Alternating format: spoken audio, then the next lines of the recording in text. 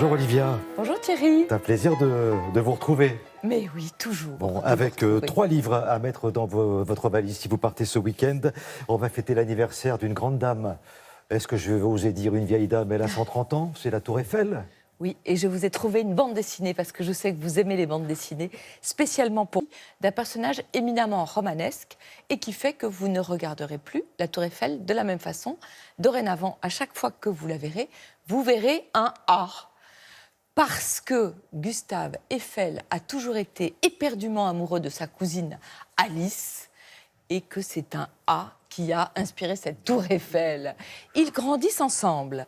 Petit d'ailleurs, il est né en 1832 évidemment, pardon, Gustave Eiffel.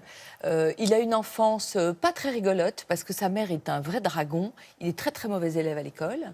Et il a cette cousine qu'il adore. Un jour, ils montent sur le toit, ils sont adolescents et elle va tomber, elle va se fracturer le bassin et elle ne pourra pas avoir d'enfant. Et ce qui vaut des mots très durs de la mère de Eiffel, qui lui dit « Tu n'épouseras jamais mon fils parce que tu ne pourras pas me donner d'héritier ». Et puis, il semblerait que la mère voulait une jeune fille avec une dot et avec un nom peut-être qui correspondait plus à ses ambitions. Résultat, Eiffel se mariera avec une femme très gentil, mais dont il n'était pas du tout amoureux. Il aura plusieurs enfants, dont une fille avec qui il travaillera, dont il sera très proche. Et ce qu'on voit dans ce livre, c'est que vraiment, il a eu 2 passions fixes. Alice et son métier d'ingénieur. Il a passé sa vie à construire des ponts, des viaducs.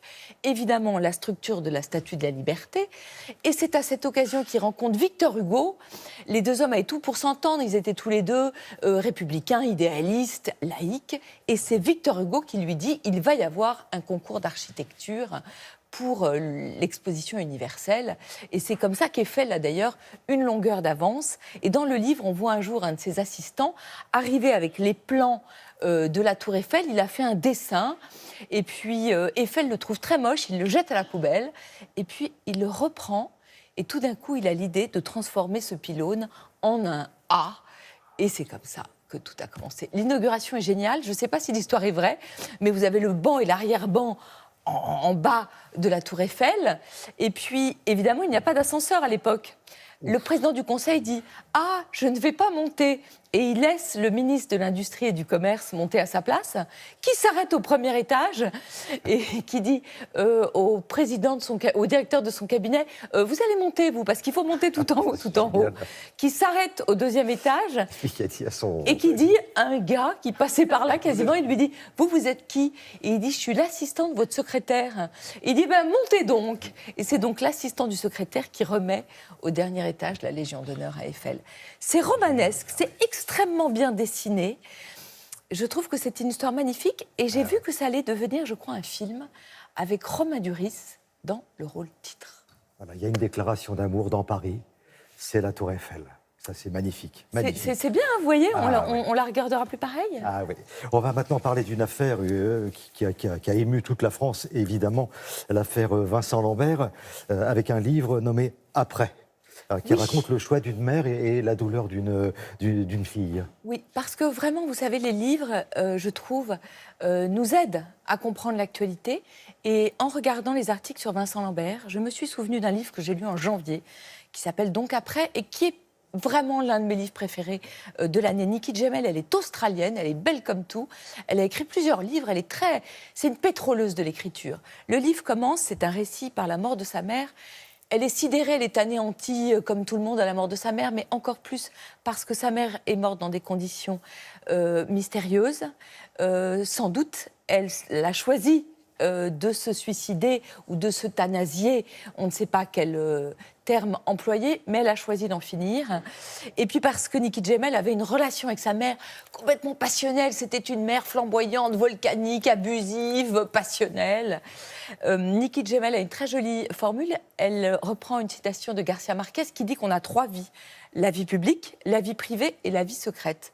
Eh bien, elle va déterrer la vie secrète de sa mère, qui était une femme sûrement née trop tôt, féministe, à un moment en Australie où il fallait vraiment juste se marier et s'occuper de ses enfants. C'est, je crois, l'un des plus beaux livres, peut-être le plus beau que j'ai lu sur les relations entre une mère et sa fille. Qu'est-ce que c'est que d'être une fille? Comment on peut correspondre aux attentes de sa mère? Et qu'est-ce que c'est que d'être une mère? Cet amour dévorant qui vous consume et qui vous remplit. C'est au diable Vauvert. C'est passionnant. Je crois qu'on va s'arrêter là, Oui. Olivia, parce que le temps nous presse. Oui, Donc, surtout que je ne m'arrête pas là, moi. Je dois dire que c'est notre dernière émission ensemble, Thierry, parce que quand je reviendrai de vacances, vous aurez choisi de partir vers de nouvelles aventures. Donc j'ai 3 choses à vous dire.